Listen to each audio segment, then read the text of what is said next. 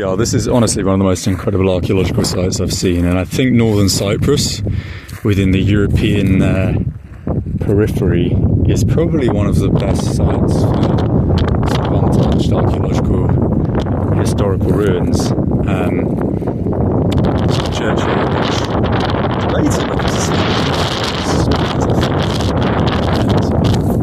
and as I said that, a raindrop just hit me in the face, so yeah, we may well be sleeping here.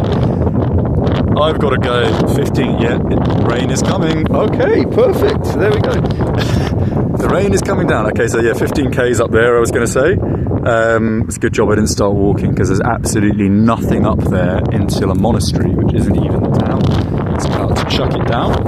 I was going to say, this is a beautiful site. I did a little video about the little ruin behind that, but it cut out as I was kind of having an orgasm over the various pieces of pottery, like this piece here.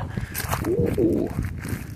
That's probably more modern, but yeah, over there's just so much pop. This place is absolutely ancient, and just before I get soaked,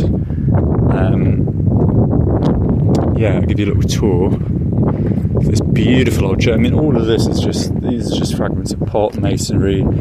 It goes all the way up to the top, where I'm assuming, as I said in the previous video, there's a burial ground. I just picked up those nice little bits of green. Yeah, it almost looks like at some point, it's sort of strange, you know, it's very, very bizarre. It's sort of semi-buried. Look at this, I don't even know what that is. What is that? Someone tell me, leave a comment. No one will, but what the hell is that? I have absolutely no idea. Is that like an old axe head or something? No, it's silly. Look at this. I'm so lucky.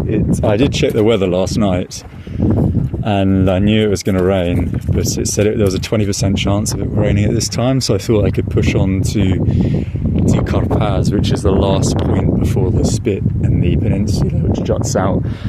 When you look at a map of northern Cyprus, I've already done a video of the inside, so I won't do that now, but yeah, I'm sort of hoping it does clear up, because I only have a 50% phone battery, and that will burn in an hour or so. And yeah, I won't really have much to do, because I think the heavy rain is expected to go all the way through tomorrow, so without electricity, and I really don't have much food or water, it would be a bit boring here. So yeah, anyway, one last little view. Beautiful, I love stuff like this. Oh, that's another thing I was going to say, yeah. I've seen this a lot. Churches here in northern Cyprus are treated so poorly. Muslims, but yeah, someone's just taken loads of shotgun. You can even see the rounds here. They fired off rounds at the church. I mean, like, how uneducated you have to be to fire off rounds at church. Look, there we go. Another one. Smashed beer bottles here as well. The trash in northern Cyprus is ridiculous. Another cartridge case. Yeah, a bit of cartridge. Yeah, look, they fired off rounds at the church window there. This is all just shotgun shrapnel. They stood outside and then just shot the church.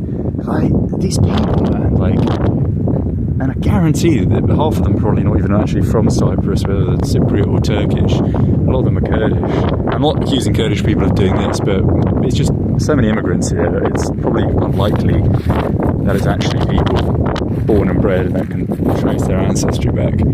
Just like, can you imagine? Like, I can't put myself in that frame of mind. Like, who just drives up to a church that no one even occupies or inhabits and just bangs off a shotgun cartridge? It's cowards, man. Like, it's such a cowardly thing to do. They'd never do it in an actual church. Yeah, it's ridiculous. And there's a church that I've seen, a sizable one, probably a monastery perhaps, in one of the towns I passed, which is now wholly populated by Kurdish people, which is why I brought the Kurds up. And the church is literally the town's dump and pissing centre. It's an absolute trash den. The whole thing is just being vandalised beyond comprehension, and that is situated right in the middle of the town. Like, it is the central piece of the town. Imagine if you had a mosque in, let's say, I don't know, Czech Republic or Hungary. Hopefully those countries will never have mosques. But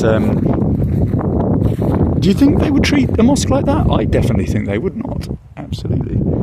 I I really genuinely think there are no other cultures that would treat historical religious monuments in the way that Muslims, or people claiming to be Muslim, or people from primarily Islamic countries, treat other faiths, other religions, and historical structures that aren't their own.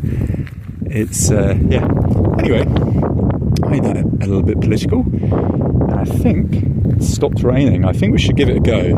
15 Ks takes, 2 hours 20 to 30 fast march. But if I get caught out and there aren't any sort of abandoned buildings to hide under, it could be a problem.